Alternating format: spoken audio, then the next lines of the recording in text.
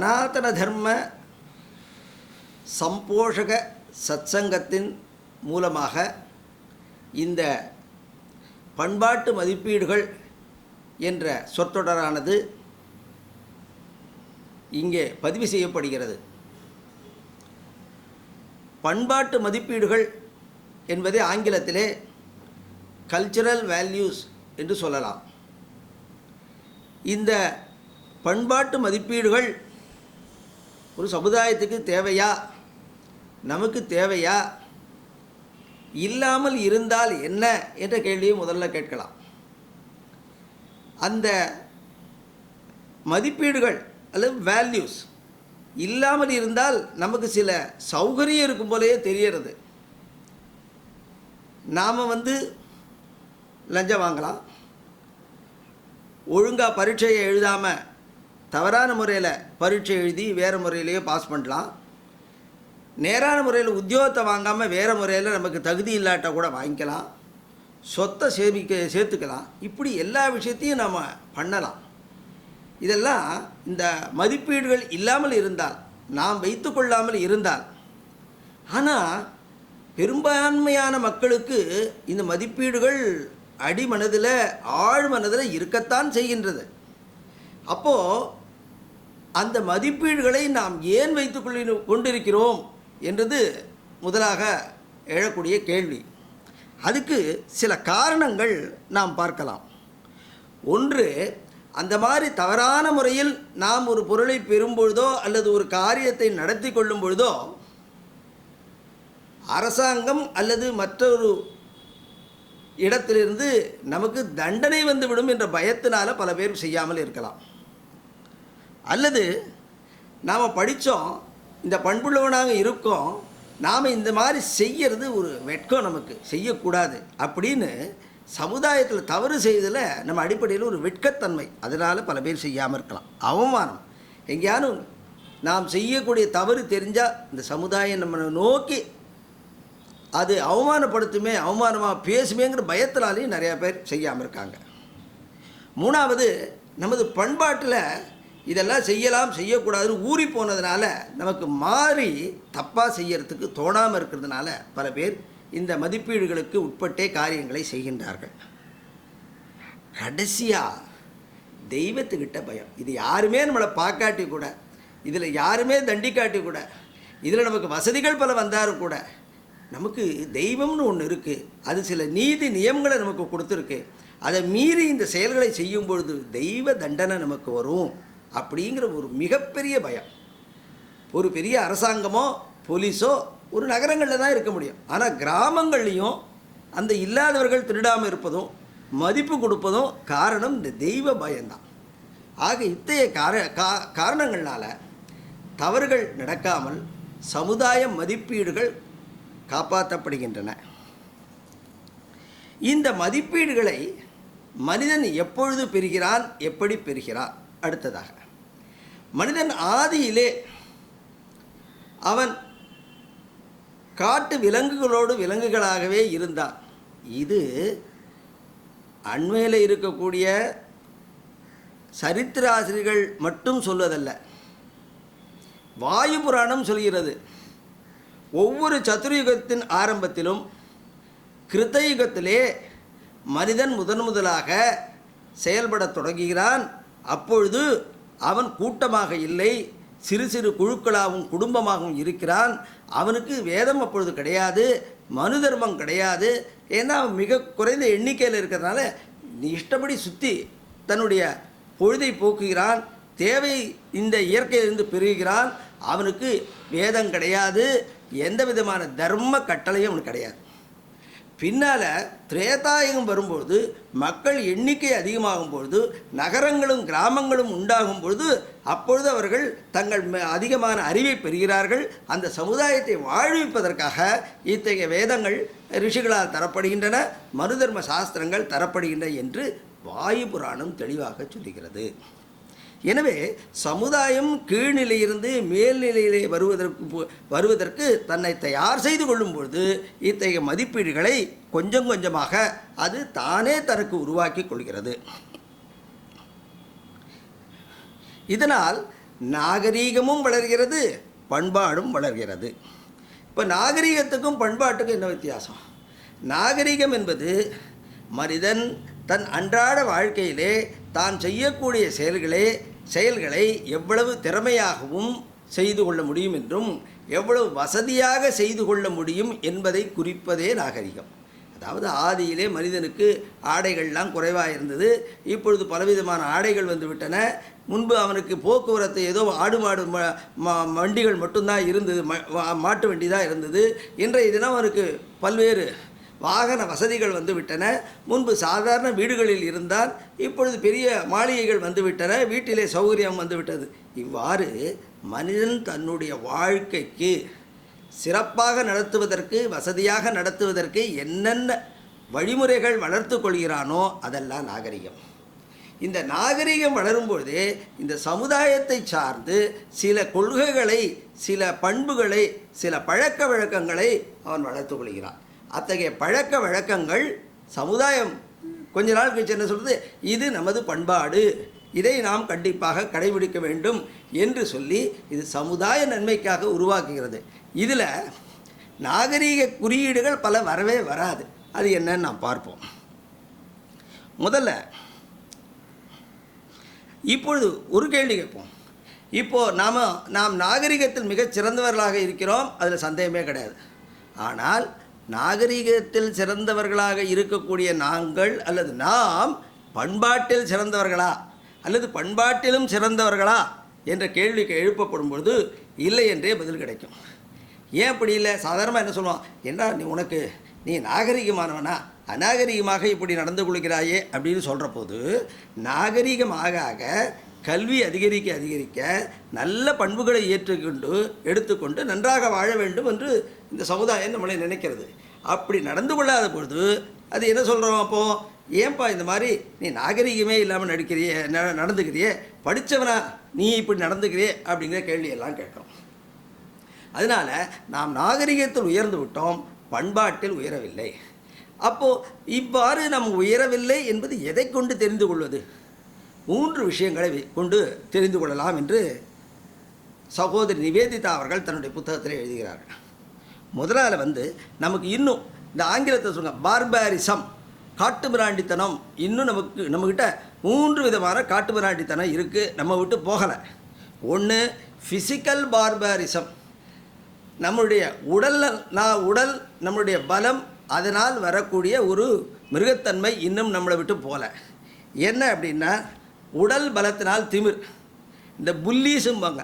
சமுதாயத்தில் ஒரு நல்ல சமுதாயம் நிறையா பேர் இருக்கிற போது அவர்களை மிரட்டுவதாக இருக்கட்டும், அல்லது எந்த ஒரு தொழிற்சாலையிலேருந்து எந்த அலுவலம் எதை எடுத்தாலும் ஒரு சிலர் தன் உடம்பில் பலத்தை வச்சுட்டு மற்றவங்களை மிரட்டுறது, அது இன்னும் போகலை.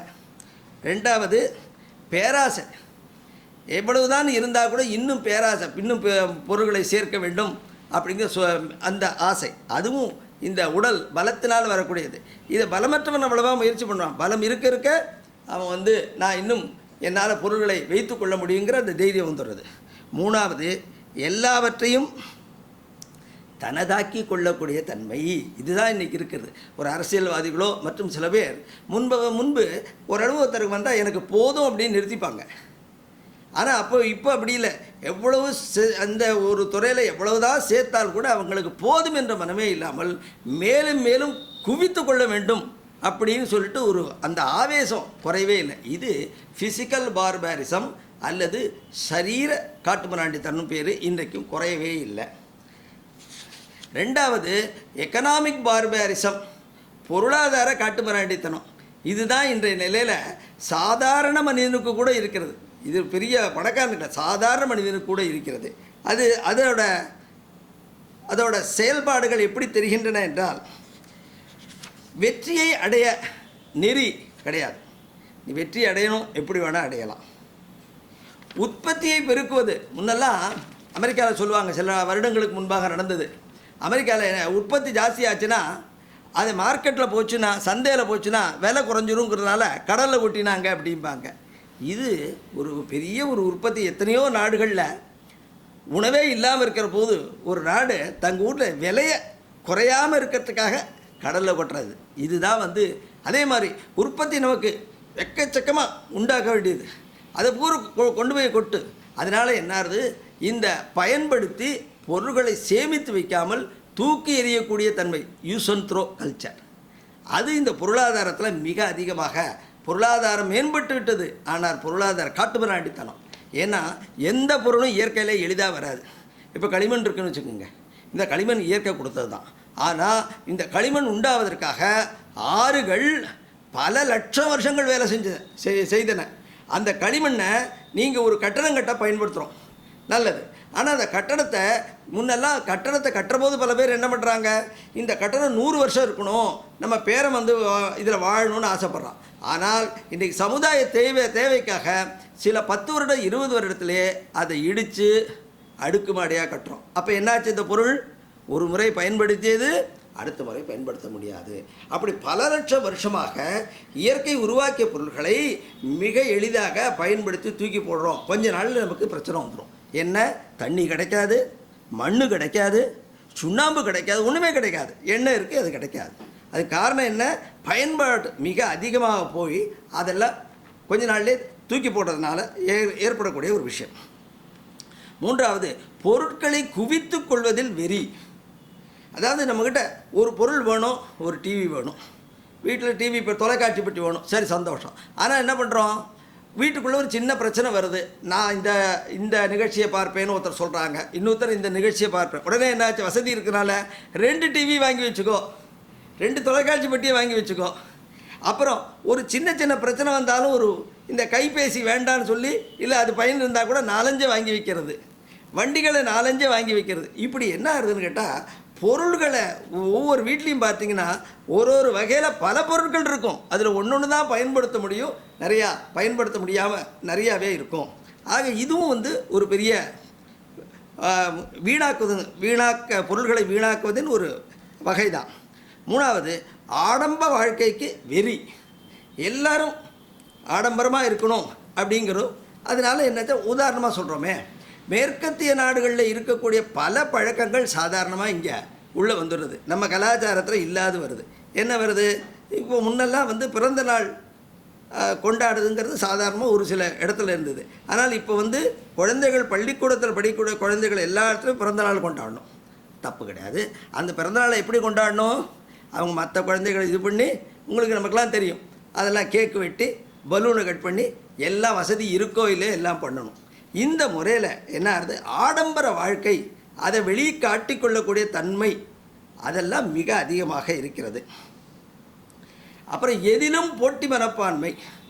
எல்லா குழந்தைகளுக்கும் சரி, ஒரு குழந்தை இதெல்லாம் படிக்குதா, என் குழந்தையும் இதை போய் படிக்க வேணும்னு அந்த குழந்தைக்கு விருப்பம் இருக்கோ இல்லையோ, திறமை இருக்கோ இல்லையோ, எல்லாரும் கஷ்டப்படுறாங்க. அப்பா அம்மா கஷ்டப்படுறாங்க, குழந்தைகளும் கஷ்டப்படுது. இதெல்லாம் இந்த பொருளாதார காட்டுமிராண்டித்தனத்தோட ஒரு வெளிப்பாடுகள். அதுக்கப்புறம் வாழ்க்கையில் அழகுக்கு இடமின்மை, ஈஸ்தட்டிக் அப்படிம்போம், அழகுக்கே இடம் இல்லை. முன்னெல்லாம் பார்த்திங்கன்னா எந்த ஒரு கட்டடம் பார்த்தாலும் அந்த கட்டடத்தோட தூண்கள்லாம் அழகாக இருக்கும் அது. ஆனால் இன்றைக்கி பார்த்திங்கன்னா ஒரு பெரிய கலாசாலைகள் கட்டுறாங்க, யூனிவர்சிட்டிஸ் கட்டுறாங்க. அந்த யூனிவர்சிட்டியில் பல்லாயிரக்கணக்கான குழந்தைகள் படிக்கின்றன. ஒரு 100 வருஷம் படிக்க போகிறாங்க. அங்கே எங்கேயாவது கட்டடத்தில் ஒரு கலை இருக்கா, ஒன்றுமே கிடையாது. அதில் பல மாடி கட்டடம் இருக்குது, அறைகள் இருக்கின்றன, வசதிகள் இருக்கின்றன. முன்னெல்லாம் அப்படி இல்லை. நீங்கள் எங்கள் அண்ணாமலை யூனிவர்சிட்டி போனால் சரி, மெட்ராஸ் யூனிவர்சிட்டி எங்கே போனாலும் சரி, அந்த கலாசாலைக்குன்னு அந்த தூண்களோ சரி, அறைகளோ சரி, அதில் சில சிறப்பு தன்மைகள்லாம் இருக்கும். அந்த பிரசிடென்சி காலேஜை பார்த்தீங்கன்னா தனியாக அந்த கட்டடமே தனியாக தெரியும். அந்த மாதிரி கலை நுணுக்கம் இல்லாமல் ஒரு கட்டிடம் பயன்பாடு அப்படிங்கிற அளவில் கலைகள்லாம் மறைந்து செல்கின்றன. அடுத்தது, மதம் ஒரு வெறும் சடங்காக போச்சே தவிர்த்து மதத்தில் மத செயல்பாடுகளில் ஈடுபாடு கிடையாது. அடுத்தது அரசியல். மூன்றாவதாக இந்த பொலிட்டிக்கல்.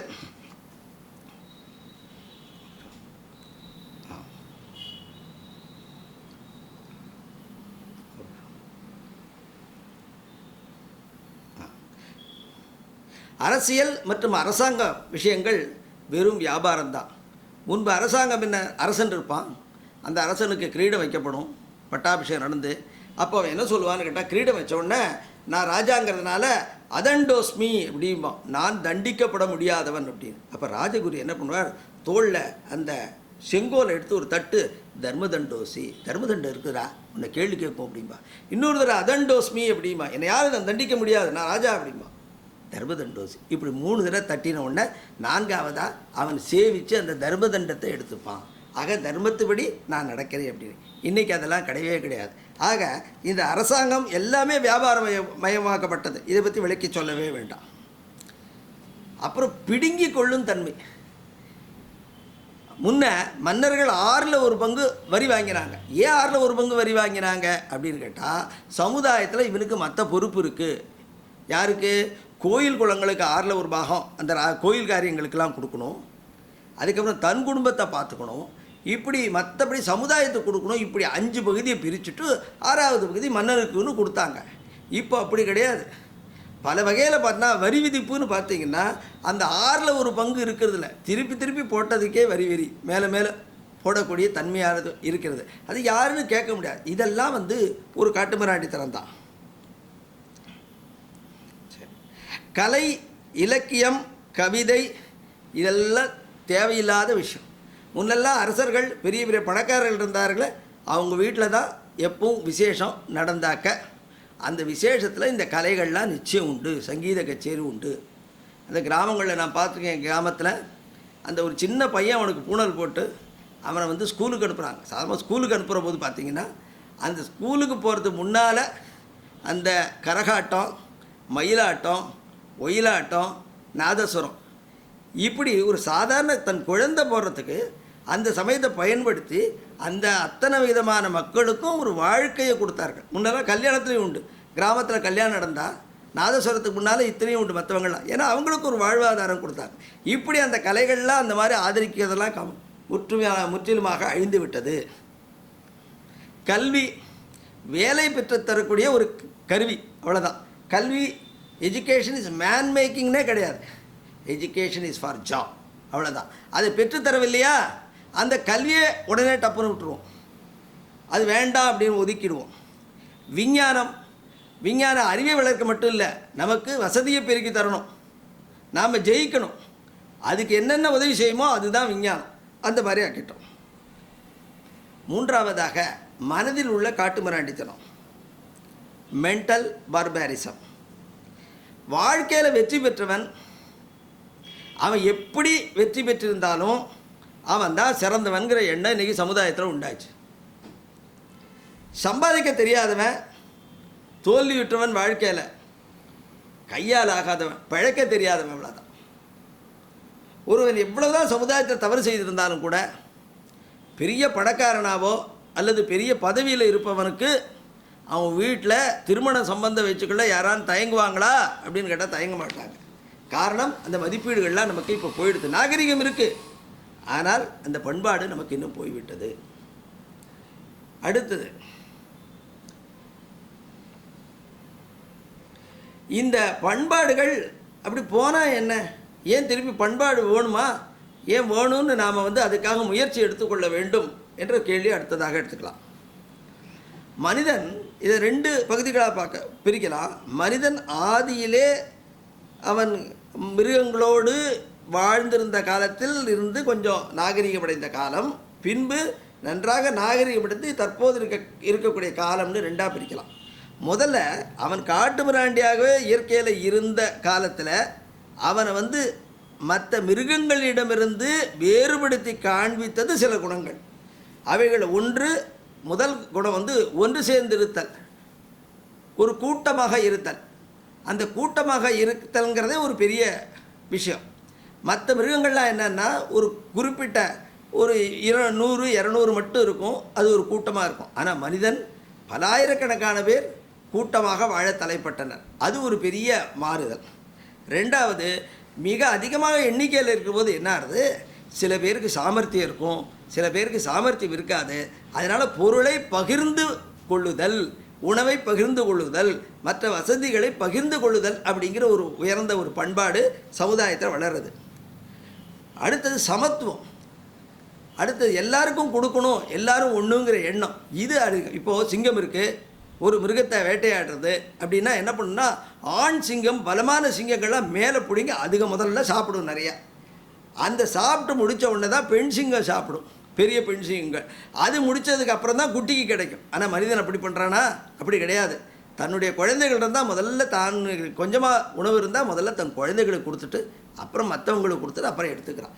இந்த குணம் எங்கேருந்து வந்து கொஞ்சம் கொஞ்சமாக இது மற்ற மிருகங்களிடமிருந்து மனிதனை வேறுபடுத்தி காண்பிக்கிறது. இது வளர்ந்தது. மூன்றாவது, சக்தி குறைந்தவர்களையும் அரவணைத்தல், அணைத்தல். இது மூன்றாவதாக இந்த ஆதியில் இருந்த மனிதனுக்கு வந்தது. இது என்ன பொருள் அப்படின்னா, எந்த மிருகங்களும் வயசாகி சார்தில்லை. இது ஒரு வசனமே உண்டு. ஏன்னா எந்த மிருகங்களாவது வயசாச்சுன்னா அதனால் ஓட முடியாது, அதோட எதிரிகளை அதை கொன்றுவிடும். ஆனால் மனிதன் ஒருத்தான் பார்த்தா 90 வயசு 95 வயசு 100 வயசு வாழறான். அது எப்படி முடிகிறது அப்படின்னா, அவனுக்கு வயசான காலத்தில் அவனுடைய தேவைகளை கவனித்துக் கொள்வதற்கு இளைஞர்களாக இருப்பவர்கள் இருக்கிறார்கள். இது ஒரு பெரிய சமுதாய அக்கறை. இது இத்தகைய விஷயங்கள் இந்த ஆதி மனிதனாக அல்லது காட்டு மனிதனாக இருந்தவன் நாகரீகம் அடையும் பொழுது இந்த பண்புகள்லாம் அவன் வளர்த்து கொண்டான். அதுக்கப்புறம் நாகரீகம் அடைந்த பிறகு இந்த பண்பாட்டுடைய மனிதனாக அவன் சிறப்பாக வருவதற்கு இன்னும் சில புதிய பண்புகளை அவன் சேர்த்து கொண்டான். அது மன உறவு முறைகள். முதல்ல அந்த ஆதியில் இருந்தவனுக்கு மற்றது கொஞ்சம் அவகிட்ட அக்கறையெல்லாம் இருந்து தவிர்த்து, திருமணம் யாரோட யார் இருக்கலாம், அது அந்த ஒருவனை திருமணம் ஒன்று செய்து கொண்டால் அவனை அந்த பெண்ணையோடையே இருப்பது, அவனை கணவனாக நினைப்பது, அவளை மட்டுமே மனைவியாக நினைப்பது அப்படிங்கிற எண்ணமானது இந்த திருமண உறவானது மக்கள் சமுதாயத்திலே புகுந்தது. அடுத்தது உறவு முறைகள். கோத்திரம்.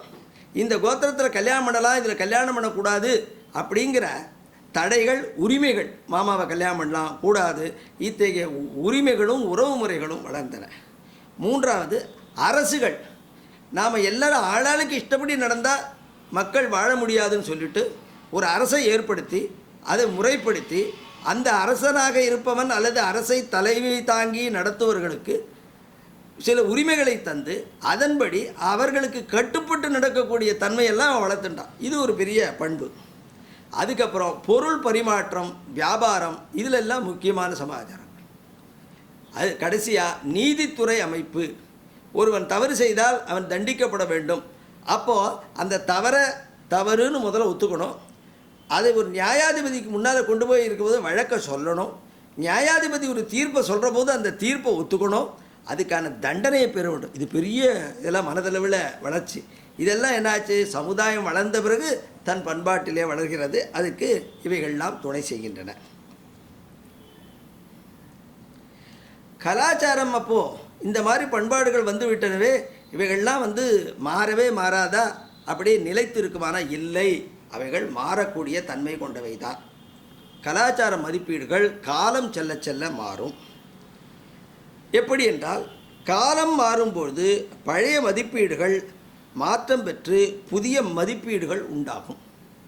ஒரு 100 வருஷத்துக்கு முன்னால் வரைக்கும் இந்தியாவில் இருந்த ஜாதி முறைகள், ஜாதி கட்டுப்பாடுகள், அந்த விஷயங்கள்லாம் இப்போ யோசித்து பார்த்தா அதில் பல மாறுதல்கள் வந்தது நமக்கு தெரியும்.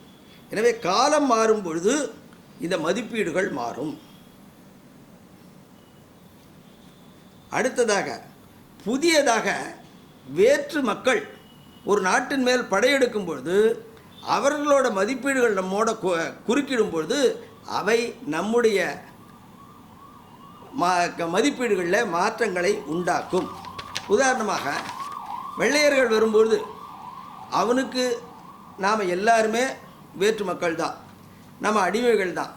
அந்த நிலையில் அவன்கிட்ட தன்னுடைய கீழே வேலை செய்யக்கூடிய மக்கள் எல்லாருமே அவனுக்கு, நமக்குள்ளே என்ன வித்தியாசம் இருந்தால் கூட அவனுக்கு கீழே வேலை செய்கிற போது அவனோட ஆட்கள் நினச்சதுனால அப்போ அவனுக்கு முன்னால் நம்மிடம் எந்த வித்தியாசமும் பாராட்ட முடியவில்லை. இதனால் கொஞ்சம் காலத்தில் என்னாச்சு, இந்த வித்தியாசங்கள்லாம் மறையத் தொடங்கின. ஒன்றாக இருந்து, ஒன்றாக அமர்ந்து, ஒன்றாக குடியிருக்கும் நிலையானது ஏற்பட்டது. மூணாவதாக, மக்கள் தொகை அதிகரிக்கும் போது புதிய மக்கள் சேரும்போது மதிப்பீடுகள் மாறி புதிய மதிப்பீடுகள் உண்டாகும். வேறு இன மக்கள் இங்கே வராங்க, வேறு பிரதேச மக்கள் வராங்க. அப்படிங்கிற போது நம்மளை அறியாமையே என்னாகும், இனக்கலப்புகள்லாம் ஏற்படும். அங்கே இருக்கிறவங்க இங்கே கல்யாணம் முடிப்பாங்க, இங்கே இருக்கிறவங்க அங்கே கல்யாணம் முடிப்பாங்க. அவங்களோட சில பழக்க வழக்கங்கள் இங்கே வரும். இப்போ உதாரணமாக பார்க்கணும், நம்ம ஒரு திருமண முறைகள் எடுத்து பார்ப்போமே. இப்போ திருமணத்தில் முன்ன 50 வருஷத்துக்கு முன்னால் என்னென்ன திருமணத்துக்கு என்னென்ன சடங்குகள் வச்சுருந்தோம், இப்போ என்னென்ன புதுசு புதுசாக சடங்குகள்லாம் வந்திருக்குது. ஸோ அந்த பெண்களுக்கான சில புதுசாக அதுக்கு திருமணத்துக்கு ஒரு சில நாட்களுக்கு முன்னால் மெஹந்தி அப்படின்னு இருக்கும்.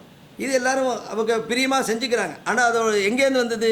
வேறு இடத்துலேருந்து வந்தது. இந்த மாதிரி எங்கெங்கே வேறு மக்கள் ஒரு இன்னொரு இடத்துக்கு நகர்கிறார்களோ அங்கே ஒருவருக்கொருவர் பாதிக்கப்படுவர்னா என்ன? அவருடைய மதிப்பீடுகள் மாறும். அதே மாதிரி வேட்டையாடுறதுல இருந்தபோது இருந்த பழக்க வழக்கங்கள் விவசாய மக்களாக வரும்போது மாறுறது. விவசாயத்திலேருந்து தொழிற்சாலைக்கு வரும்போது என்ன, இன்னும் அதிக மக்கள் தொழிற்சாலை. இப்போ ஒரு ஐடி இண்டஸ்ட்ரி, அப்போ ஐடி இண்டஸ்ட்ரியில் என்ன ஆகுது? இந்தியாவில் இருக்கக்கூடிய அத்தனை மக்களும் ஒரே இடத்துல வந்து கூடுறாங்க. அப்போ அவரோட உணவு பழக்கங்கள், அவரோட மொழி பழக்கங்கள், மற்ற கலாச்சார பழக்கங்கள் எல்லாமே பரிமாற்றிக்கொள்ளப்படும். அப்பொழுது இவர்களில் தாக்குதலை மாறுதலை உண்டாக்கும். விஞ்ஞான வளர்ச்சி மற்றும் அறிவு வளர்ச்சி மதிப்பீடுகளை மாற்றும். உதாரணமாக பள்ளிகள். முன்பு பள்ளிகளில் பெண்கள் போகக்கூடாது, பெண்களில் வீட்டோடு இருக்கணும்னு நினச்சோம். இப்போ பள்ளிகள், எல்லா பள்ளிகளுக்கும் எல்லாரும் வரணும் அப்படின்னு நினைக்கிறோம். அப்போ என்னாகும்? இப்போ சமுதாய மதிப்பீடுகள் மாறும்.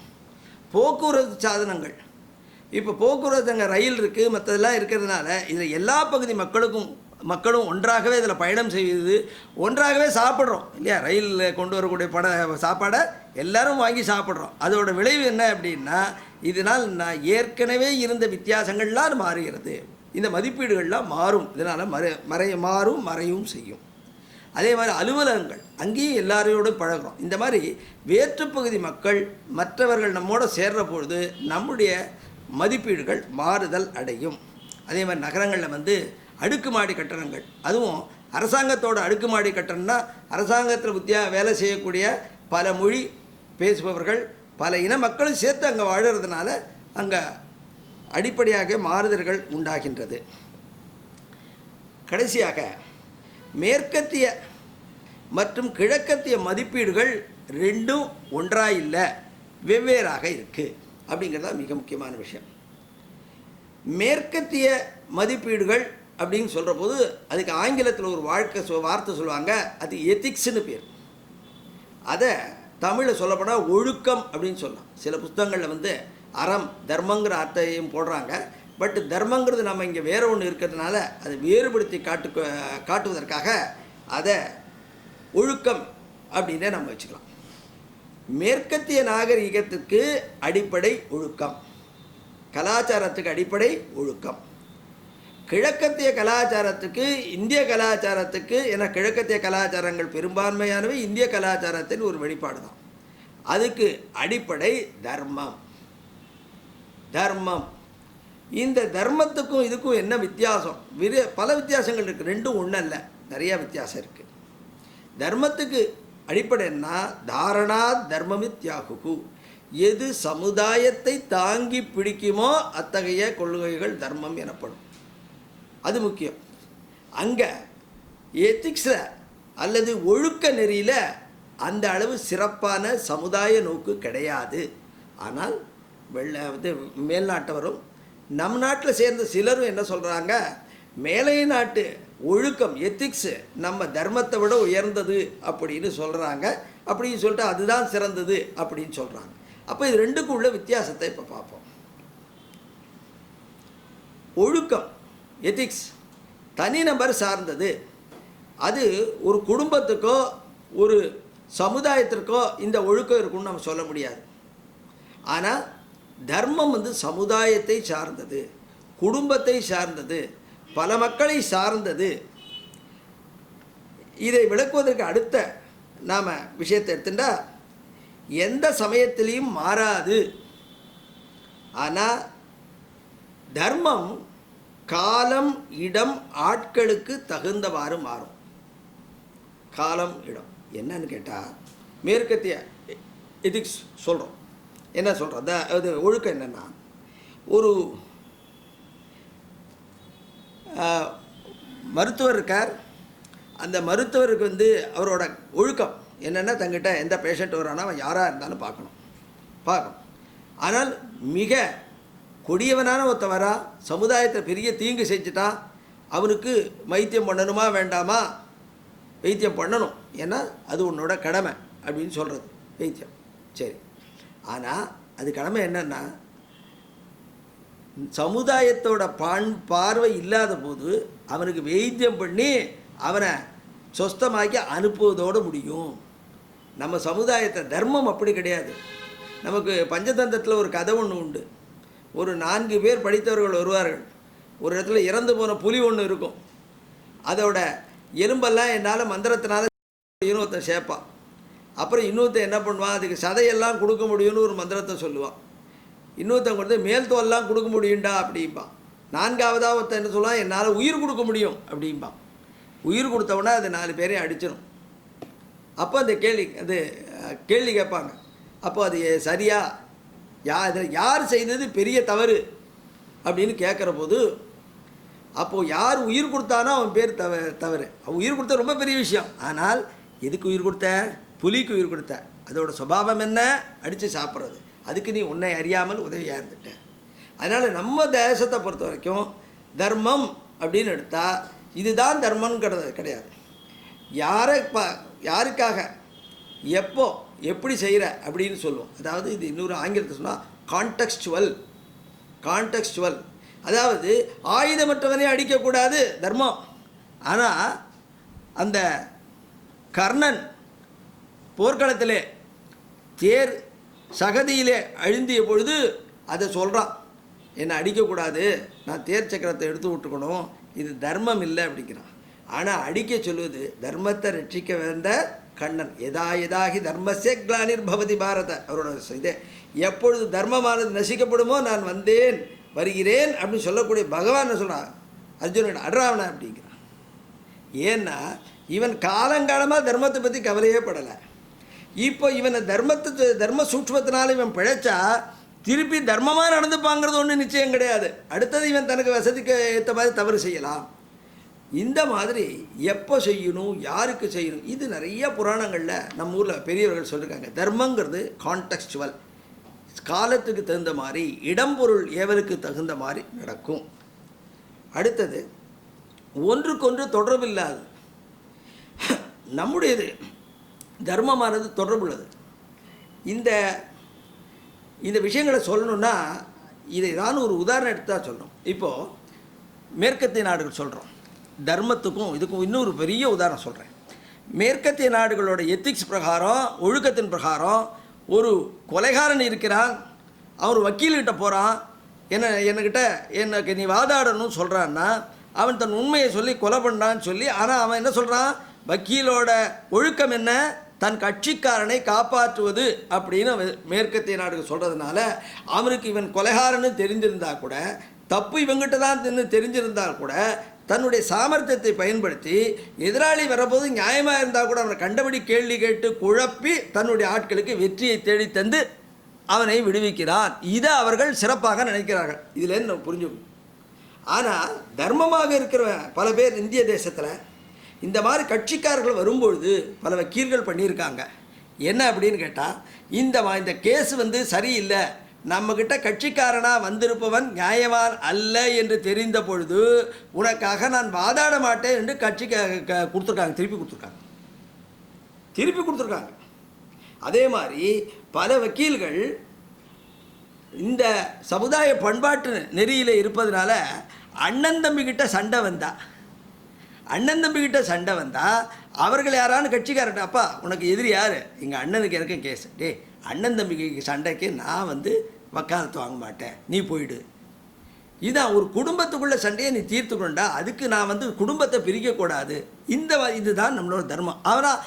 அவர்களோட ஒழுக்கத்துக்கு அது கிடையாது. நீ என் கட்சிக்காரன், என்னோட கடமை நான் வக்கீலுக்கு படிச்சிருக்கேன், எனக்கு என் கட்சிக்காரன் ஏண்டா இவன் சமுதாயத்தில் ஒரு பெரிய குற்றவாளியை நீ விடுவிக்கிறாயே, அது எனக்கு பிரச்சனை கிடையாது. அதுதான் சொல்கிறோம். இது தனிநபர் சம்பந்தமானது, எச்சமயத்திலையும் மாறாது, ஒன்றுக்கொண்டு தொடர்பு இல்லாது. நம்ம சமுதாயத்தில் படிக்கிற ஒன்றுக்கொண்டு எல்லாத்தையும் தொடர்பு. இதுக்கப்புறம் இவன் வெளியில் விட்டியா, அதுக்கப்புறம் அவன் அடுத்ததாக அவன் சமுதாயம் திருப்பி நல்லபடியாக நடக்கணும் அப்படிங்கிறது நம்முடைய எண்ணம். தனிநபர் வெற்றியை சுற்றி அமைவது. இது ஒரு ஒரு வக்கீல் இருக்கார், ஒரு டாக்டர் இருக்கார், அவருக்கு மருத்துவர் இருக்கார். அவர் எவ்வளவு தூரம் தன்னுடைய துறையில் வெற்றி அடைகிறாரோ, ஒரு ஆராய்ச்சியாளர் இருக்கார், வெற்றி அடைந்தால் ஒரு சிறப்பான பொருளை கண்டுபிடித்தால் அவருக்கு பேர். ஆனால் அது சமுதாயத்துக்கு உதவியா இல்லையா என்று கிடையாது. உதாரணமாக தென்னாப்பிரிக்காவில் ஒரு பெரிய விஞ்ஞானி இருந்தார். அவர் டாக்டர், அதே மருத்துவர், ஆனால் விஞ்ஞானி. ஏன்னா அவங்க மெடிக்கல் சயின்ஸில் இது பண்ணவர். அவர் ஒரு மாத்திரை கண்டுபிடிச்சார். என்ன மாத்திரை அப்படின்னா, அந்த மாத்திரை எல்லாருக்கும் அது பண்ணால் யார் யார் கருப்பு இன மக்களோ அவர்களுக்கு கொடுத்தா அவளுக்கு வியாதி வரும், வெள்ளை இன மக்களுக்கு கொடுத்தா வியாதி வராது. எப்படி ஒரே மருந்து. அப்போ என்ன தெரியும்னா, அந்த மருந்தோட அந்த ஒரு செயல்பாடே உலகத்துக்கு தெரியாமல் இருக்கிற போது இவர் டாக்டர் நல்ல மருந்து கொடுக்குறதா நினைப்பாங்க. ஆனால் கருப்பு இன மக்களுக்கு அது கெடுதலை செய்யும். ஆனால் அவர் மிகப்பெரிய பெரிய மருத்துவர்னு சொல்லிட்டு, பெரிய விஞ்ஞானின்னு சொல்லிட்டு அவருக்கு பரிசுகள்லாம் கொடுத்தாங்க. அப்புறம் பெரிய இடத்துல அது ஒரு சர்ச்சைகளை உண்டாக்கி அவர் கைது செய்யப்பட்டார். ஆனால் முதல்ல என்னாச்சு, அது பாராட்டுதலுக்கு உரியதாக ஆயிற்று. இதுதான் மேற்கத்திய எத்திக்ஸ் அல்லது ஒழுக்கத்தோட ஒரு தன்மை. இதனால் என்னாச்சு, தனிநபர் வெற்றி அது அவங்களுக்கு முக்கியம். ஆனால் நமக்கு என்னன்னு கேட்டால், பயன்பாடு கருதாது செய்தல். காந்தி 40 வயசு 25 வயசில் போனார் தென்னாப்பிரிக்காவுக்கு. அங்கே போய் 20 வருஷம் பாடுபட்டார் அந்த மக்களுக்கு. அப்புறம் இங்கே திரும்பி வந்தார். ஒரு 2-3 வருஷம் இந்தியா முழுக்க பிரதர்ஷனம் பண்ணார், மக்களை போய் பார்த்து எல்லாம் பண்ணார். திருப்பி ஒரு 15-16 வருஷம் 20 வருஷம் அவர் கஷ்டப்பட்டு சுதந்திரத்துக்கு இது பண்ணார். ஆனால் சுதந்திரம் அடைவதற்கு முன்னால் பாகிஸ்தானுக்கும் நமக்கும் ஒரே சண்டை, மக்கள்லாம் வெட்டி கொண்டுட்டாங்க. அப்போ என்ன பண்ணார், அந்த சுதந்திரம் எந்த தேசப்பிதான்னு சொல்லி அவர் எந்த சுதந்திரத்துக்கு பாடுபட்டாரோ அன்னைக்கு அங்கே செங்கோட்டைக்கு போல எங்கேயோ மக்கள் கஷ்டப்பட்ட இடத்துக்கு போயிட்டு இருந்தார். அப்போது தன்னுடைய வெற்றின்னு நினைக்கிறார், தன்னுடைய கடமை என்று நினைத்தாங்க. அதான் இந்தியாவோட யக்யா ஸ்பிரிட். இவர் கண்ணன் சொல்லுவான் யக்யா, அது யக்யா ஸ்பிரிட்டில் செய்யணும். அதாவது நீ தனக்கு என்று இல்லாமல் சமுதாயத்துக்கு என்று செய்ய வேண்டும். அதனால் நாம் செய்யக்கூடிய எந்த செயல்களுமே சமுதாயத்திற்காக. அங்கே அது கிடையாது. கடைசியில் இந்த மேற்கத்திய ஒழுக்க முறைகள் தனிநபருக்கு பெரிய சந்தோஷத்தை இருக்கணும். ஆஹா, நான் இத்தனை பேரை காப்பாற்றிட்டேன் அப்படின்னு சந்தோஷம் கொடுக்கும். ஆனால் அதில் எத்தனை பேர் நல்லவன், அது நியாயமாக சமுதாயத்துக்கு நன்மையானு கொடுக்காது. ஆனால் இங்கே கிழக்கத்திய தர்ம கோட்பாட்டில் ஆத்ம திருப்தி இருக்கும். தன் வாழ்க்கை முடிகிற போது பார்த்தா நான் நிறைவாக அவன் இறைவனடியே சேரும். இது மேற்கத்திய நாகரிகத்துக்கும் கிழக்கத்திய நாகரிகத்துக்கும் மேற்கத்திய எத்திக்ஸுக்கும் இங்கே இருக்க தர்மத்துக்கும் வித்தியாசம். இதை இவ்வாறாக ஒரு சில அடிப்படையாக பண்பாட்டை பற்றி சில குறிப்பீடுகளை நம்ம சொன்னோம்.